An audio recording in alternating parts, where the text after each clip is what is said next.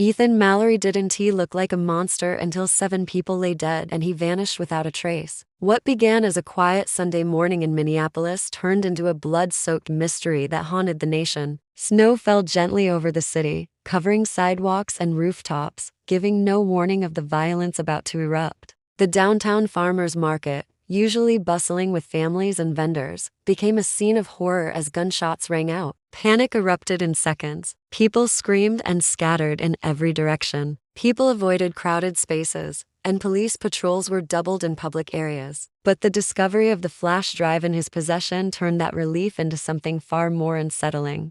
Inside the device was a digital blueprint of terror, dozens of folders meticulously organized, each labeled with a city name, target list, and tactical details. He refused to speak, refused to plead, and sat silently through every proceeding. With Ethan Mallory identified as the prime suspect, every detail of his past became critical. His military record painted a picture of someone once highly disciplined, skilled in engineering and explosives, but discharged after multiple instances of insubordination and aggression. Industrial batteries, bulk fertilizers, electrical timers, and fuel containers had all been ordered using multiple aliases. These weren't random stockpiles. They were parts of a larger operation. Analysts realized that Ethan had built a fully functional remote-controlled detonation system, likely intended for multiple targets. He had also acquired several vending machines from a liquidation auction. Investigators suspected he was modifying them into bomb casings, meant to be placed in public spaces and triggered from a distance. After his dismissal,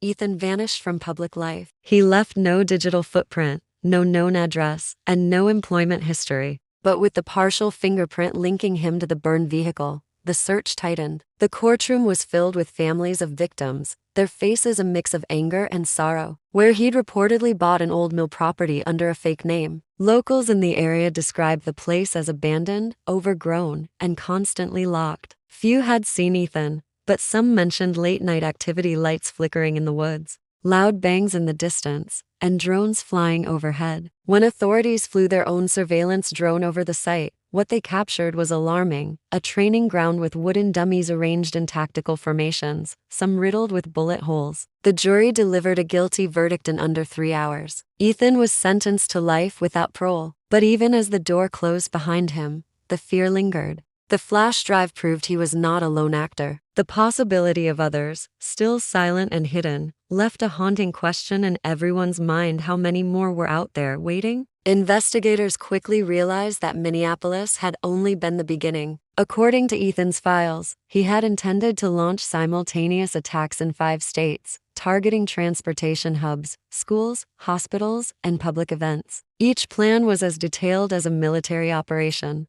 complete with maps, supply lists, escape routes, and coded communications. A special task force was formed to handle the case. The pressure on investigators mounted. In rural Wisconsin, police discovered a hidden compound equipped with bomb-making materials and a training area complete with human-shaped targets. In northern Iowa, a storage unit contained crates of ammunition and several homemade explosives disguised as utility boxes. But the most alarming find was in Montana, where agents arrested a man who had been scheduled to launch an attack at a summer festival. His plans mirrored Ethan's. The network hadn't just been Ethan's idea, it was larger, decentralized, and ideologically driven. Politicians demanded answers. Families mourned in silence. And somewhere out there, the man responsible was watching. Authorities feared this wouldn't be the last attack. Whoever had done this hadn't left a message, hadn't issued a threat, and hadn't asked for anything. That made him even more dangerous. He wasn't seeking attention, he was sending a message through chaos alone. And he wasn't finished.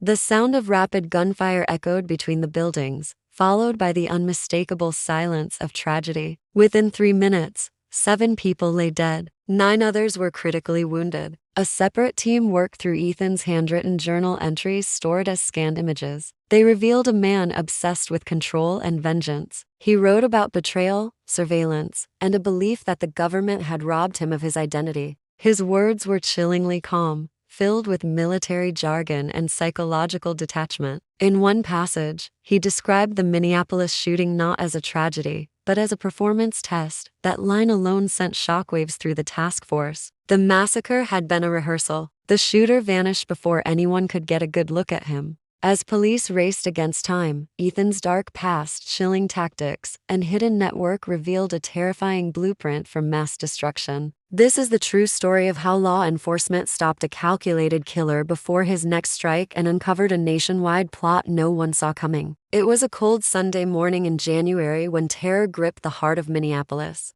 Police arrived to a scene of complete devastation. Fresh produce was trampled into the blood-streaked snow. Some bodies were slumped behind booths, others in the open. The randomness of the victims made it even more disturbing. An elderly man, a teenage girl, a mother holding a baby stroller. There was no apparent motive. No weapon was left behind, no shell casings were found, and the shooter had worn gloves. Witnesses gave conflicting descriptions. Some said the shooter wore a ski mask, others swore he didn't. A few said he walked away calmly, while others insisted he ran. But they all agreed on one thing: he knew what he was doing. This wasn't a random act of madness, it was methodical, deliberate, professional, no target, no pattern, just senseless death. Officers cordoned off the area, searching for any clues that could point to who had done this. There were no working cameras. Someone had sabotaged the security system just hours before the attack. Whoever had done this had planned every detail. The initial investigation yielded almost nothing. As news of the shooting spread, fear gripped the city. The arrest of Ethan Mallory brought a temporary sense of relief, while agents scrambled to decode everything.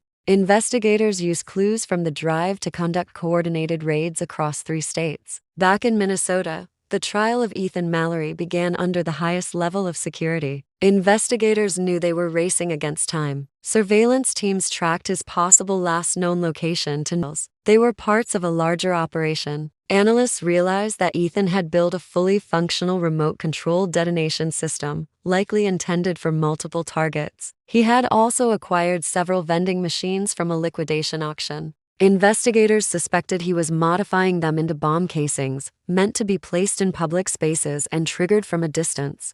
When authorities raided the abandoned mill, it was empty. Ethan had fled. Inside, they found a dark workshop filled with electronic parts, schematics, chemical storage barrels, and hand-drawn blueprints. On one table was a large map of the United States, with red circles drawn around 5 cities including Minneapolis, Chicago, and Denver. Next to it lay a notebook filled with disturbing entries that referenced activation timelines and trial runs. Helicopters circled overhead as K-9 units swept the area below. He was hiding inside the hollow trunk of a massive oak tree near the lake's edge, crouched in silence. Officers surrounded the area silently, cutting off all exits. They approached slowly, prepared for resistance. But Ethan didn't fight. Teams of analysts worked around the clock to crack the encrypted files, all connected to a loose web of individuals radicalized through online forums and encrypted chat rooms. They intercepted packages, traced hidden bank accounts, and raided rural safe houses.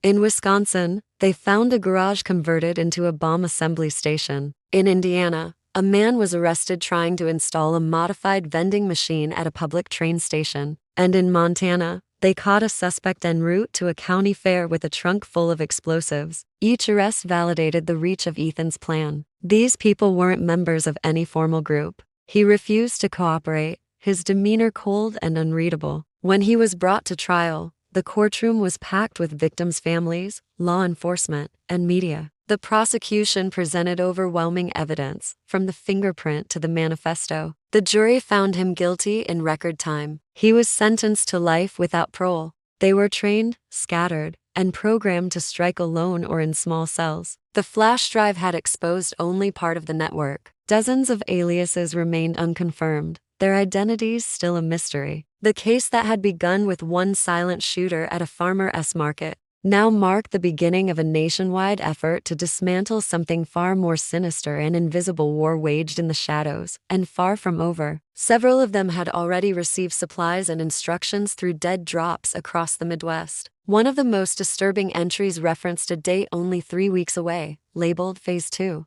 Minneapolis had been labeled as Beta, confirming it had only been a trial run. The next attacks were meant to be larger, synchronized, and more lethal. When they succeeded, what they uncovered was even more horrifying than expected. Inside were detailed plans for coordinated attacks across the country. Each file outlined a separate operation, with blueprints, maps, attack windows, and tactical notes. Ethan had organized everything with chilling precision. He wasn't just planning more violence, he had created a self-sustaining network of operatives ready to act without him. When the team moved in, they found him weak, frostbitten, and barely able to hold the pistol clutched in his hand. In his other hand was a flash drive. He didn't speak a word. He simply stared at the lead agent with hollow eyes before being cuffed and pulled from the hollow. The snow had started to fall again, but fresh footprints gave away his direction. Though they had their suspect, it wasn't victory. It felt like a pause. The flash drive he clutched was secured immediately. Whatever was on it, they knew it held the key not just to Ethan's plans but to something even bigger, something that might still be unfolding. Ethan had disappeared into the wilderness, heading toward a stretch of thick woods that bordered a frozen lake. For hours, officers tracked his movements, always just minutes behind. He was moving fast but growing sloppy. He had left behind a backpack filled with empty water bottles, a burned map, and a can of spray paint. A tree nearby had a symbol marked in red, an upside-down triangle, later confirmed to be the logo of an extremist group known to train lone wolf operatives. One phrase stood out, repeated several times: "The noise wakes the blind." The raid confirmed what authorities feared. Ethan wasn't just a shooter. He was an architect of violence, working alone but planning for something far more devastating. The air was thick with tension as officers moved in silently, weapons drawn and communication lines open. The structure appeared deserted, but infrared scans detected faint heat signatures beneath the floorboards. Moments after entry, disaster struck. A tripwire triggered a series of concussive blasts, homemade devices hidden within the walls. No officers were injured, but the explosion forced a swift retreat. Ethan had booby-trapped the building with military precision. He had anticipated the raid. With his trail now gone cold and evidence pointing to future attacks, the urgency turned into dread. The clock was ticking. Federal agents and tactical units surrounded the abandoned mill before sunrise. A drone surveillance team picked up movement half a mile from the site, someone running through the dense forest. A chase began immediately. As the manhunt stretched into the night, officers deployed heat detection drones across a 10-mile radius. It was one of these drones that finally found him. The forest fell silent again, but for the task force, the silence was far from comforting. Back at the federal crime lab, the flash drive found in Ethan Mallory's possession became the focal point of the investigation. The drive revealed aliases, drop points, and communication codes. Acting swiftly, the FBI launched operations in 4 states. Meanwhile, Ethan remained silent during his incarceration,